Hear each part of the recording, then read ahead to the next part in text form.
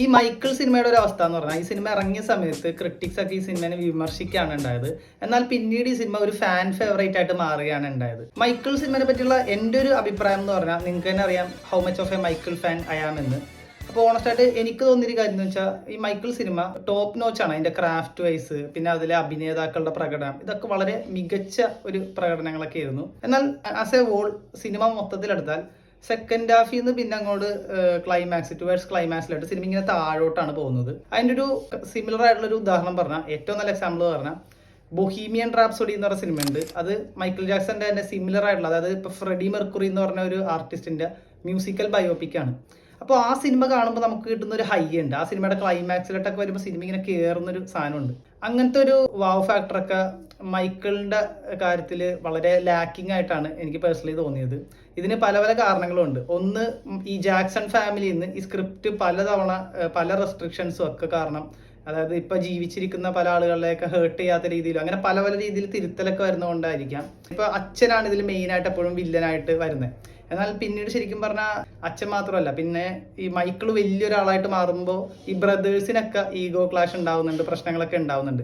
അപ്പോൾ സിനിമയിൽ ഇപ്പോൾ ഇവരൊക്കെ ജീവനോടുള്ളതുകൊണ്ട് അവരെയൊക്കെ ഹേർട്ട് ചെയ്യാതിരിക്കാൻ വേണ്ടി പല അഡ്ജസ്റ്റ്മെന്റ് നടത്തിയിട്ടുണ്ട്.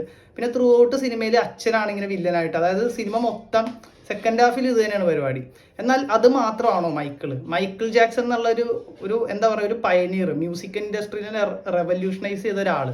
അദ്ദേഹത്തിന്റെ ഒത്തിരി വലിയ വലിയ കാര്യങ്ങൾ സിനിമയിൽ ചുമ്മാ കട്ട് ചെയ്ത് സ്പീഡിൽ അങ്ങ് പോവാണ് ഉണ്ടായത്. ഉദാഹരണത്തിന് ഈ ത്രില്ലർ എന്ന് പറഞ്ഞ ആൽബത്തിന്റെ പിറവി തന്നെ ഓഫ് ദ വാൾ എന്നുള്ള ആൽബത്തിന് വേണ്ടത്ര പരിഗണന അല്ലെങ്കിൽ അർഹിച്ച ആ ഒരു പുരസ്കാരങ്ങൾ കിട്ടാത്തതിന്റെ വാശിപ്പുറത്താണ് ത്രില്ലർ എന്നുള്ള ഒരു ആൽബം ഈ മൈക്കിൾ ജാക്സൺ വാശിപ്പുറത്ത് ഉണ്ടാക്കിയത്. അതായത് ഒരു ആൽബത്തിലെ എല്ലാ പാട്ടുകളും മികച്ച പാട്ടുകളായിരിക്കണം എന്നുള്ളൊരു വാശിയിലാണ് beat it, Billie Jean, wanna be starting, human nature, അങ്ങനെയുള്ള ത്രില്ലർ എന്നുള്ള ആൽബം തന്നെ ഉണ്ടായത്. അതേപോലെ ആ ഗ്രാമി നൈറ്റ്, ഒരു ഗ്രാമി നൈറ്റിൽ 8 ഗ്രാമി അവാർഡുകൾ ഒരുമിച്ച് വാങ്ങുന്നതെന്ന് പറഞ്ഞാൽ ഒരു സിനിമക്ക് 8 ഓസ്കർ കിട്ടുന്ന സിനിമയിലെ ഓസ്കർ പോലത്തെ ഒരു അവാർഡാണ് ഈ മ്യൂസിക്കിൽ ഗ്രാമി. പിന്നെ ഈ ചാരിറ്റി പ്രവർത്തനങ്ങളുടെ കാര്യത്തിലാണെങ്കിലും ഈ കുട്ടികളുടെ ഒത്തിരി കാര്യങ്ങൾ അതിൽ കാണിക്കുന്നുണ്ട്. എങ്കിലും ഈ ബാഡ് ഇറക്കും മുമ്പ് we are the world foundation എന്ന് പറഞ്ഞിട്ട് ഇപ്പോൾ ആഫ്രിക്കയിലൊക്കെ എയ്ഡ്സ് ബാധിതരായുള്ള കുട്ടികൾക്കും ദാരിദ്ര്യ മേഖലയിലൊക്കെ ഈ ഹെലികോപ്റ്ററിൽ ഭക്ഷണം എത്തിച്ചു കൊടുക്കുന്ന we are the world foundation എന്നൊക്കെ പറഞ്ഞുള്ള പരിപാടികളൊക്കെ പുള്ളി ആ സമയത്ത് തുടങ്ങുന്നുണ്ട്. അപ്പോൾ സിനിമയിൽ ഇങ്ങനത്തെ കാര്യങ്ങളൊന്നും കാണിച്ചിട്ടുമില്ല. അപ്പോൾ ഒരുപാട് സമയം ഈ സിനിമയിൽ മൈക്കിൾ ജാക്സൺ എന്നുള്ള ആ ഒരു എന്താ പറയുക, നമുക്ക് കിട്ടുന്ന ആ ഒരു വലിയൊരു ഇമ്പാക്റ്റ് ഉണ്ടല്ലോ, അത് സമ്മാനിക്കാണ്ട് ഒത്തിരി സീൻസിൽ ഇങ്ങനെ ചന്ദനമഴ പോലെ, സീരിയൽ പോലെ ഈ ഫാമിലിനെ ചുറ്റിപ്പറ്റി തന്നെ സിനിമ ഇങ്ങനെ പോകുന്നത് പോലെ തോന്നി.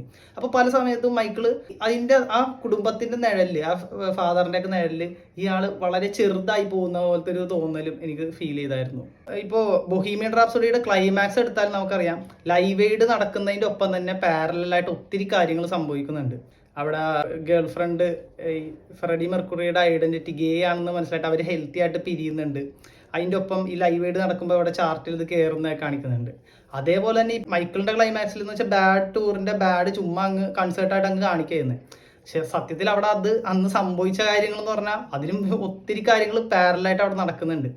മൈക്കിൾ ജാക്സൺ ബാഡ് ടൂറിന്റെ ഇടയിൽ തന്നെ 30ഓളം സ്ത്രീജനങ്ങളൊക്കെ ബോധം കെട്ട് വീണു. എന്നിട്ട് ഈ കൺസേർട്ട് നടക്കുന്നതിൻ്റെ ഒപ്പം തന്നെ ആംബുലൻസുകൾ അങ്ങോട്ടും ഇങ്ങോട്ടും സ്റ്റേഡിയത്തിന്റെ പുറത്തേട്ടൊക്കെ പായായിരുന്നു.